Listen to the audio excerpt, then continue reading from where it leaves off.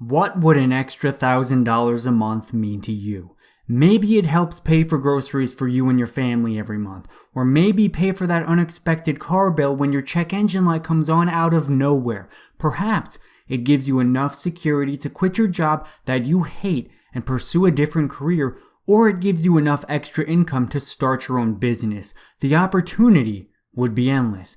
So, what if I told you that this guy wanted to do exactly that? $1,000 a month to every single American citizen, no questions asked. This guy is named Andrew Yang, and he is currently running for president, and while we might not see him in office in 2020, Yang should have a very strong case for presidency when 2024 rolls around, as in early 2019, Yang was pretty much a complete unknown, and today, he has a following that had him polling at 8% nationally just a few months later. His main policy, of course, is his freedom dividend, otherwise known as universal basic income, that would give every American citizen $1,000 a month with no questions asked.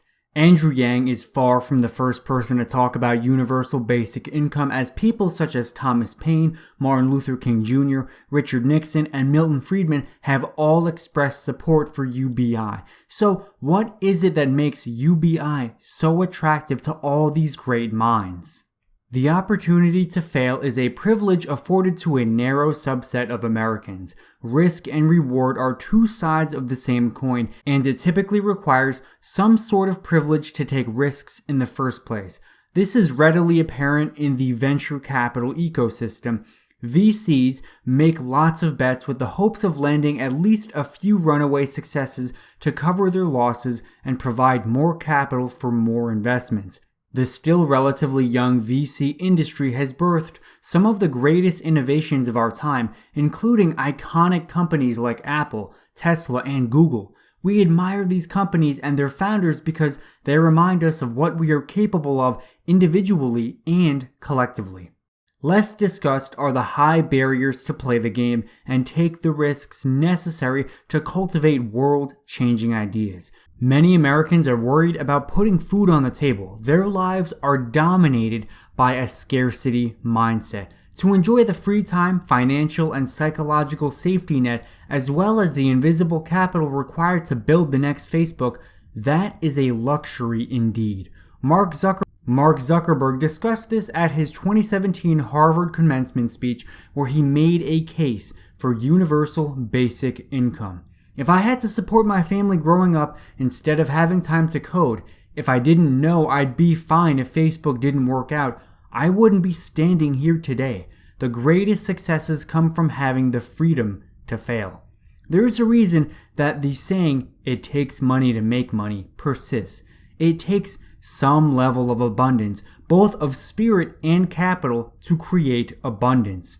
This universal truth is at the core of presidential candidate Andrew Yang's message. Yang is campaigning on a platform of UBI, which would give every American $1,000 a month, no strings attached. With a UBI, which Yang calls a freedom dividend, no American would need to fear they couldn't cover their basic human needs. The presidential candidate says this is because when we operate from fear, we tend to make poor decisions, and there is typically a cascading effect on our lives that impacts our families, networks, and society at large. A UBI would free Americans to shift from scarcity to abundance mode, which would enable more people to take risks and engage in a greater, more expansive vision for their future. Yang's freedom dividend would give Americans greater agency to leave codependent relationships, professional or otherwise, and operate as the CEO or entrepreneur of their own lives. It's a compelling idea, though not a new one. Martin Luther King Jr. was a proponent of a guaranteed income in the 1960s, but it is building momentum again as we're entering the fourth industrial revolution. UBI as venture capital. America is built on entrepreneurialism and the promise that the very best ideas will rise to the top. It's the essence of free markets and the American dream. Yet, entrepreneurship is near a 40-year low in America. we are increasingly choosing security over risk and greater aliveness because the risks are too great. It is difficult to access the critical resources and networks required to scale a business without first winning the birth lottery and cultivating the social tools and high emotional intelligence required to succeed. $12,000 may not seem like much. Its psychological impact should not be underestimated. Just ask any entrepreneur who has attempted to bootstrap a company. UBI researcher Scott Santens unpacks the relationship between risk and entrepreneurship in his insightful 2016 essay, Universal Basic Income Will Accelerate Innovation by Reducing Our Fear of Failure. In the article, Santens likened the process of technological innovation to evolution and natural selection. So the question becomes, how do we reduce the risks of failure so that more people take more risks? Better yet, how do we increase the rate of failure? It may sound counterintuitive, but failure is not something to avoid. It's only through failure that we learn what doesn't work and what might work instead. Santens highlights innovators like Elon Musk as the exception, not the rule. With a basic safety net, more of us would be willing to take risks, he wrote. What if the people most likely to massively change the world for the better, the Einsteins, so to speak, the black swans, are oftentimes those least likely to be seen as deserving social investment? In that case, the smart approach would be to cast an extremely large net of social investment in full recognition that even at such a great cost, the return on investment from the innovation of the black swans would far surpass the cost. Through that lens, UBI can be viewed as venture capital for the people, and we would all benefit. More bets would mean more ideas sourced from the broader population and more shared rewards and innovation. Santens cites UBI experiments around the world that have seen entrepreneurship and well-being rise as a result in Finland, Namibia, and India. It's important to note that these experiments are all isolated tests and don't benefit from network effects. UBI would give communities more collective purchasing power so that we could vote for new products and technologies with our dollars. This would also democratize and decentralize the market. A report from the Roosevelt Institute predicts a UBI would create a few million jobs. While $12,000 may not seem like much, its psychological impact should not be underestimated. Just ask any entrepreneur who has attempted to bootstrap a company. Most of us don't get it right on the first try, whether it can be in our career, in love, or pretty much anything that matters.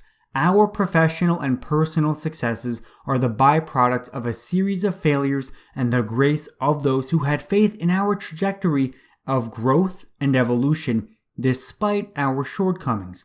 One of my mentors, Sequoia partner Alfred Lin, once told me that the defining trait of successful entrepreneurs is a commitment to process. In other words, the person who iterates the fastest wins. It takes time and capital to iterate and create value for the world. The rewards of doing so are vast, whether or not they result in material gains. Entrepreneurship as catharsis. Entrepreneurship is a Zen-like path where you're forced to face down all of your demons and develop a steel-like inner compass. Former VC and executive coach Jerry Colonna captures the entrepreneurial journey well in his popular podcast and new book, Reboot. Failure begets soul-searching, and soul-searching begets growth and transformation. It's a painful yet beautiful process and one of life's greatest gifts. It's also a guiding reason Yang created Venture for America, an entrepreneurship fellowship program for college graduates after selling an education company. In his book, The War on Normal People, he explains the origins of his nonprofit, which he launched in 2011. The new path would be to build businesses in diverse places around the country. I thought that would be productive and character building. The organization has since created more than 3,500 jobs in depressed cities like Detroit, New Orleans, and Baltimore. Instead of going to Wall Street banks and consultancies like many of their peers, VFA graduates have been inspired to become part of the lifeblood of innovation in this country. Many of the VFA fellows went on to support various entrepreneurial endeavors like my friend Rob Solomon, who is now a part of the Ethereum venture studio Consensus. This all supports the idea that exposure to the power of entrepreneurship changes you. In a newsletter to his supporters this spring, subject lined, "Trust the process," Yang reflected on the inner growth and constant iteration required to become a successful entrepreneur and the person he is today. I was willing to adopt behaviors that were very uncomfortable for me at the time to reach certain goals, putting myself out there, selling an idea for a company. Over time, those behaviors became, if not second nature, at least things I could do in service of something I felt strongly about. I adapted. Universal Yang. Once a longer-than-long shot, Yang, the son of Taiwanese immigrants, Yang created a campaign that will not be forgotten and has made him an almost household name. Over the past 24 months, he has attracted libertarians, former Trump supporters, and progressives alike because his platform is universal and inclusive. He has earned the support of Elon Musk and other Silicon Valley leaders, including Twitter CEO Jack Dorsey and Reddit co-founder Alexis Ohanian of Initialized Capital, all entrepreneurs or VCs who deeply understand the nature of risk and reward and the way technology is transforming our society. It is difficult to change a system when you have been party to creating the system and maintaining its status quo. Many of Yang's supporters have unique appreciation for the way that the very best entrepreneurs tend to be the ones who have operated outside the system and can see the world at an angle. Our government is among the most broken systems in need of innovation right now. We desperately need these fresh ideas and 21st century solutions. As we move into one of the greatest technological revolutions in history, incentive alignment for all participants is preeminent. A UBI is one tool for incentive alignment and an optimistic bet on what Americans can build together given increased agency and personal sovereignty. Power can be defined as skills plus resources divided by needs plus wants. When we decrease our needs, we automatically increase our power. Imagine what that would look like at scale.